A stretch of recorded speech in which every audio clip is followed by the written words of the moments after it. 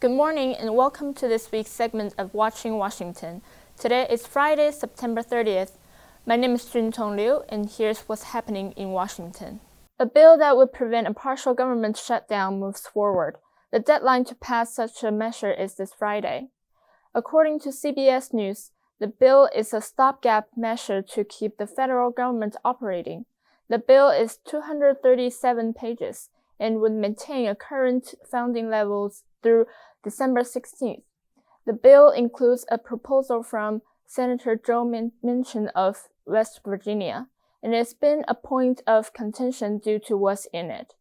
Senator Joe Manchin's proposal was an agreement between him and Chuck Schumer for him to check off on the Inflation Reduction Act, which passed earlier this summer, and they have now attached permitting reform to the spending bill. And what this would do would greenlight agencies to be able to go through some of those environmental reviews much quicker for them to begin some of these projects.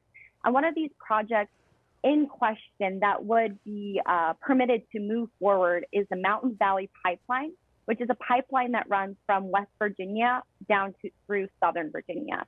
And this has been a positive thing to get some Republicans on board, like his fellow West Virginian Senator Shelley Moore Capito, but it has drawn the ire of many progressives in the caucus.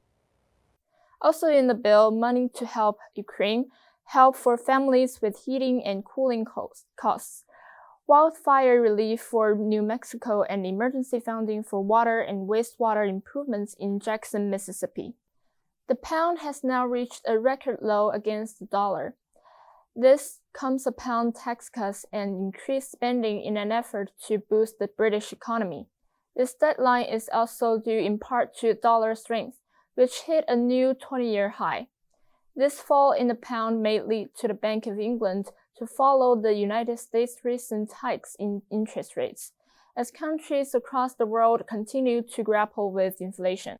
On Tuesday, Senate Minority Leader Mitch McConnell announced his support for a bipartisan bill aimed at limiting the role of the vice president in certifying elections. The hope is to prevent another pressure campaign to overturn election results and to avoid what happened on January 6th. The bill is sponsored by Republican Senator Susan Collins and Democratic Senator Joe Manchin. The chaos that came to a head on January 6th of last year strongly suggests that we find careful ways to clarify and streamline the process. McConnell also said not only would he be proud to vote for it, but said that he would help advance it as well. The House Ways and Means Committee is working towards a bipartisan Social Security plan that will expand benefits for public employees who also receive government pensions. These employees include police officers, government employers, public school teachers, and all other Americans working in the public sector. Republican banking member Kevin Brady of Texas and Democratic Chairman Richard Neal of Massachusetts. Two of the top tax writers on Ways and Means are working together on a bipartisan solution that will increase pensions for Americans who qualify for their public sector work, in addition to their Social Security benefits. The Select Committee investigates the event of January 6th was scheduled to hold its final hearing this week. However, the hearing was postponed due to Hurricane Ian, which hit the west coast of Florida Wednesday afternoon during the time frame of that hearing. An update at our southern border, according to the Customs and Border Protection Commissioner, the falling communist regimes in Venezuela, Nicaragua, and Cuba are driving a new wave of migration across the Western Hemisphere. Specifically, over one-third of all unique encounters are from these three countries. That's a 175% increase over a year ago. The U.S. has already made over 2 million arrests in this fiscal year. With 1 month remaining in the fiscal year, the U.S. is on track to exceed 2.3 million arrests, more than 500,000 more than the former record for arrests from last year. Vice President Kamala Harris headed to Japan this week. She's meeting with Japanese Prime Minister to discuss many topics, specifically Taiwan security issues. Reuters says a senior U.S. administration official said that they discussed a partnership. The official also told reporters that Washington welcomed Japan's increased military strength and role in security. They vowed to work together to address the threats posed by the Democratic People's Republic of Korea and ballistic missile threats. Harris conveyed condolences over assassination of former Prime Minister Abe Shinzo.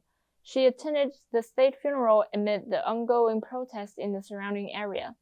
Harris called the alliance between Japan and the United States a cornerstone for peace and prosperity in the Indo-Pacific region.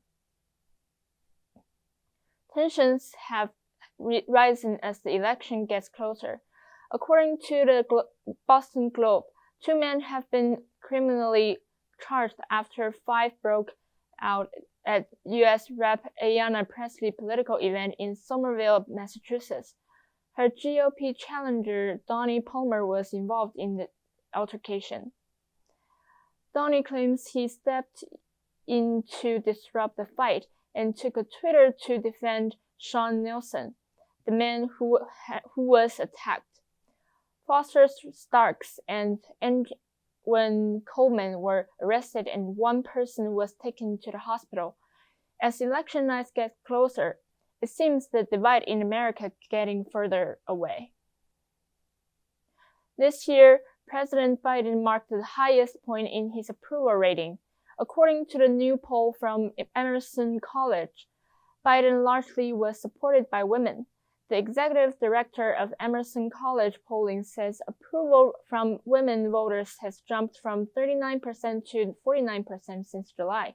The key factor of the voting is believed to be the recent U.S. Supreme Court reversal of constitutional abortion rights. For this reason, women are more willing to vote Democrats, according to Gallup. President Biden's latest job approval rating is at 42% from September 1st to 16th. The disapproval rating is at 46% and 2% had no opinion. From 1938 to 2018, the president's party has lost 28 House seats and 4 Senate seats on average.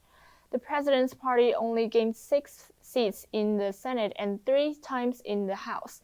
The president's party gained only twice in history for both houses. For this week's interview segment, we have our interview host, Sean. Sean? Thanks, Juntong. I'm Sean English, joined with Avik Patel and Spencer Noah, and today we're going to be talking about their American presidency class. You may recognize Avik because he was on the other side of the desk giving the interview last week, but now he's my interviewee. So Avik, can you talk to me about your American presidency class? And then after that, if you want to jump in there and talk to me about how important it is for you as a student. Yeah, sure. So like Sean said, my name is Avik Patel, and I am a part of the production team for this show. And in addition to that, I'm also a student in Paul 314 here on the Purdue University campus, the American Presidency course. And that basically is a course on how the American presidency has evolved throughout history. We've seen a lot of different presidents, different types of administrations enter the White House over the years, and that course is devoted entirely to studying how the presidency has changed over the course of time. In addition to that, it's a really crucial historical concept to look at, and how throughout history, and especially with the American presidency, how there are events that happen during the presidency that have modern implications that even if they happened 2 centuries ago. That's awesome. And as we think about the midterms and as it relates to the influence of the American president, what role do you see President Biden playing in this election cycle? I see Biden playing a semi-crucial role because if, like history tells us, if Congress is flipped to the Republican Party majority, then his policies are going to be difficult to pass. Luckily, he was able to pass the Build Back Better Act a few months ago, but through the majority switch, there will be conflict between Biden and Congress moving forward. I don't want to jump forward, but you say conflict. Can I get a prediction from you, or what type of conflicts are you thinking? Well, we can already see conflict between Biden and conservatives in the House and Senate. There's been a lot of media backlash calling Biden's presidency illegitimate these past 2 years, and a lot of social issues from the January 6th storming of the Capitol. And moving forward, there will be continual social media and political rivalries and backlash continued. If I could just add something about President Biden's role in these midterms. We've learned in our Paul 314 class on the American presidency that there's a lot that rides on the president's ability to execute his or her agenda. A lot in the sense that they rely on the Congress to be willing to back the president's agenda and help the president fulfill his or her promises to the American people.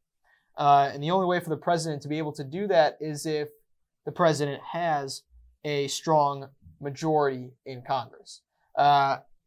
We think about FDR, Franklin Delano Roosevelt, back in 1936 when he was first elected.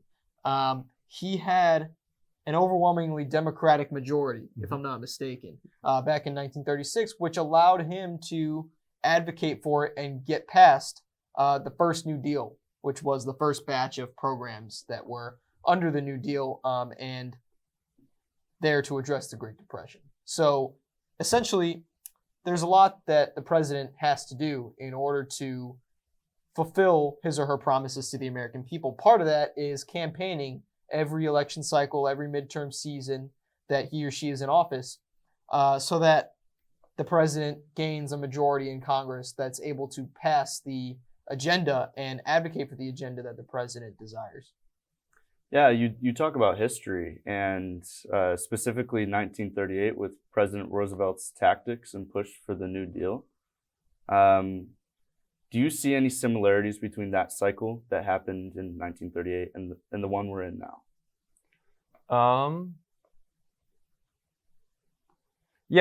So when during the 1938 midterm election, FDR really advocated to purging conservative Democrats out of office.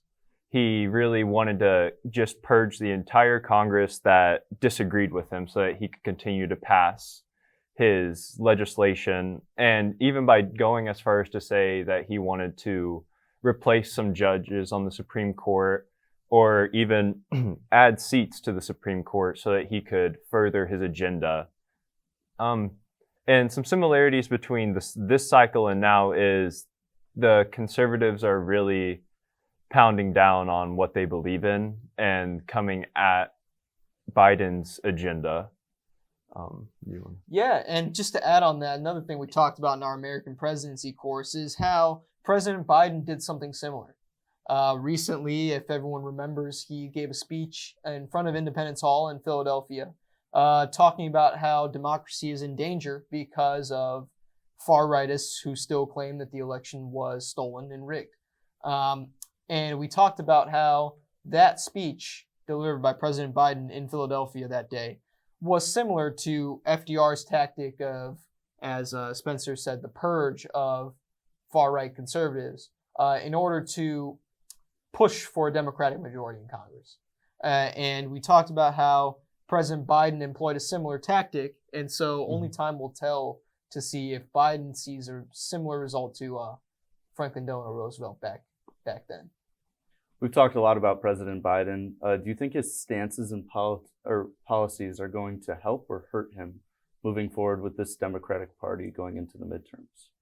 I think time will tell. I think time will tell whether or not President Biden's tactics will help or hurt him.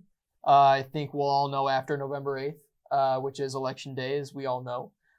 But just going back to what we said earlier, there's a lot riding on President Biden and his ability to carry out his agenda and his campaign promises, essentially, during these last 2 years of his first term.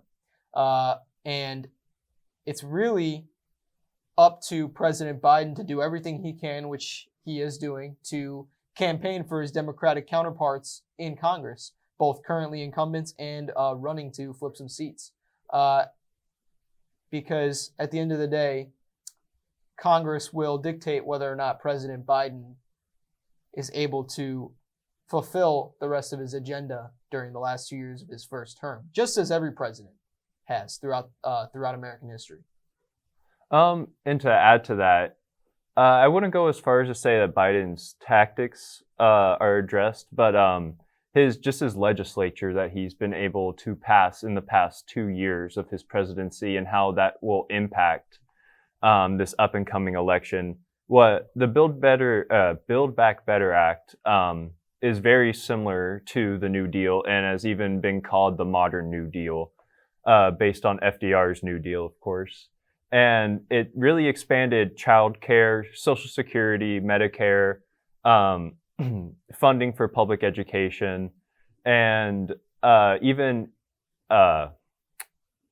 outreaching for green energy infrastructure and placing people in government positions so that they may continue to build their wealth and get out of the lower class and continue to achieve greatness in the middle and upper middle class.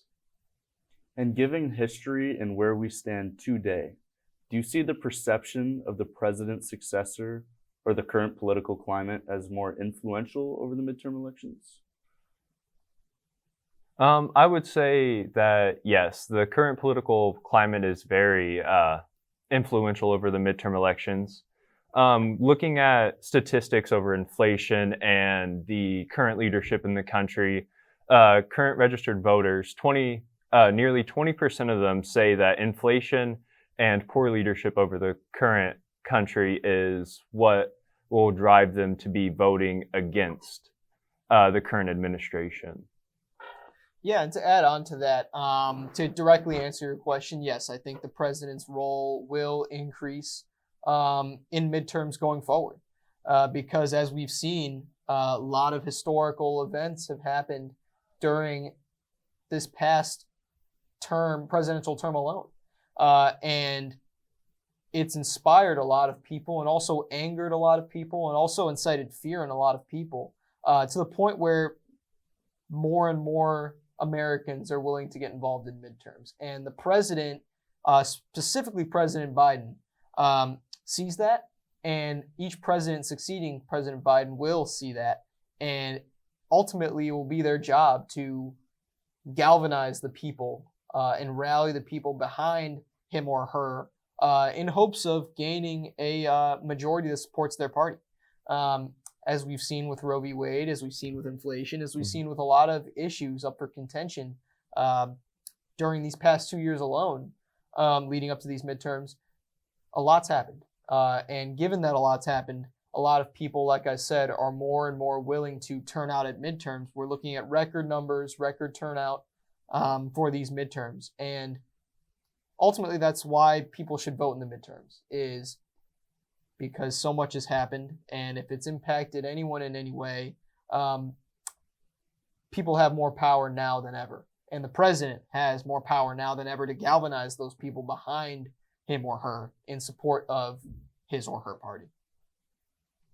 And we've talked a lot about Biden, and I would like to continue with this next question. Him being out on the campaign trail, he's got a job right now. He's currently in office, but he's also trying to help his Democratic candidates get elected. Do you think this is a really hard thing to flip-flop for him to do? Or do you think this will ultimately cost the midterm election? Honestly, again, time will tell. It's easy for people to speculate. It's easy for people to give their prediction. But honestly, President Biden is doing whatever he can to fulfill his goal of retaining the Democratic majority. As to whether it will help him or hurt him, time will tell. I'm pretty sure President Biden will give you a concrete answer to that on November 9th. But he's doing the best he can. He's doing his job. He's doing the same thing any president would do for his or her party. And many Republican leaders are doing the same thing for the Republicans. Many Republicans, like former President Donald Trump, are doing the same thing while President Trump is not in office right now. He is doing similar things to President Biden in that he's going out on the campaign trail, trying to rally conservative Americans behind the conservatives who are up for election or re-election in Congress. And so you can really flip the coin and say leaders on both sides are doing it. Whether it's a positive or a negative, whether it will help them or hurt them is really up in the air. President Biden will give you a concrete answer on November 9th. Former President Trump will give you a concrete answer on November 9th, whether that helped them or hurt them. But they're doing what any leader would do for their party. No. And you say time will tell. I'm going to ask for that time to be now. Can you tell us this prediction for this year's midterms? Yeah, well, Spencer already gave his prediction earlier in the show, so I'll give mine. My prediction is that the Senate will stay Democratic and the House will flip from Democrat to Republican. That is my on-the-record prediction. We'll see how it plays out, and November 9th will be very telling. Well, I just wanted to thank both of you for joining us today, and I'm really excited moving forward in this class, in this production. But thank you, Spencer. Thank you, Avik. We appreciate your insight, and thank you for tuning in to Watching Washington. I'm Sean English, and have a great day.